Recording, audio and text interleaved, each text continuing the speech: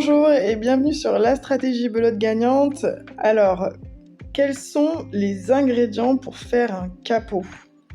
Alors, il y en a plusieurs évidemment, ça dépend à chaque fois de chaque partie, mais il y a toujours une certaine structure où on peut se dire qu'il y a possibilité de faire un capot.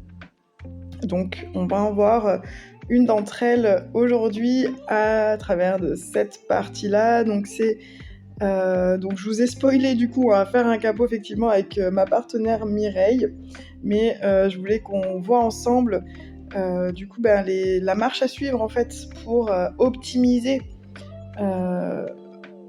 la faisabilité d'un capot. Donc là, on va parler à cœur. 140 cœurs pour Mireille. Moi, j'ai un cœur.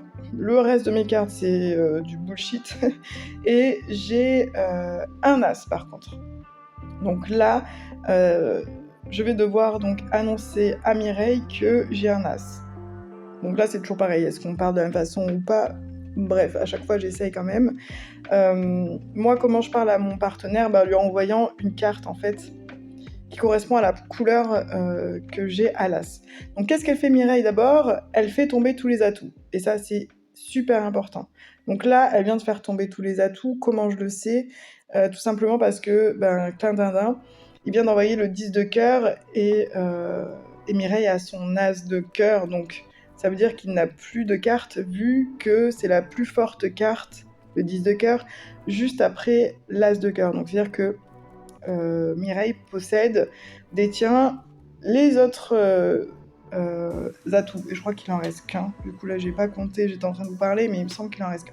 Mireille a fait tomber tous les atouts pour rester maître. Ensuite, elle a vu que je lui avais parlé à pique, donc elle m'a envoyé du pique. Et ça tombe bien parce que Clindana, il envoie son 10. Ensuite, là, alors, juste petit clin d'œil pour les débutants.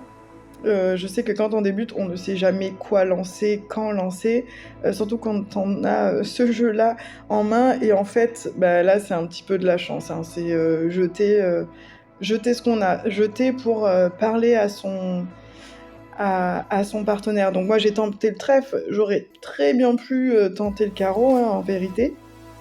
Mais j'ai tenté le trèfle. D'ailleurs, voilà. J'ai tenté le trèfle et ça a été une bonne chance, en fait, puisque Mireille avait l'as de trèfle. Et quel est l'autre ingrédient qui peut optimiser la faisabilité d'un capot ? C'est d'avoir une longue. Alors, une longue, qu'est-ce que c'est ? C'est avoir plusieurs cartes d'une même couleur. Et c'est ce que Mireille avait. Moi, j'ai jeté la bonne carte, ça tombait bien. Mais en plus de ça, Mireille avait plusieurs cartes à trèfle. Ce qui a provoqué donc le capot, puisqu'il restait plus qu'un atout et il était en sa possession. Donc je rappelle les deux ingrédients là dans cette manche, ça a été de faire tomber tous les atouts, de parler avec moi, c'est-à-dire de m'envoyer la carte que je lui avais demandée. Donc il faut être attentive à ce que son partenaire envoie quand nous on a la main.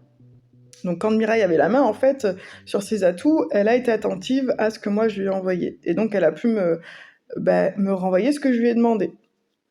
Donc elle m'a renvoyé le pic, ce qui m'a permis de prendre la main, et ensuite elle a fait donc jouer sa longue à trèfle, et elle a terminé donc avec sa dernière carte, atout.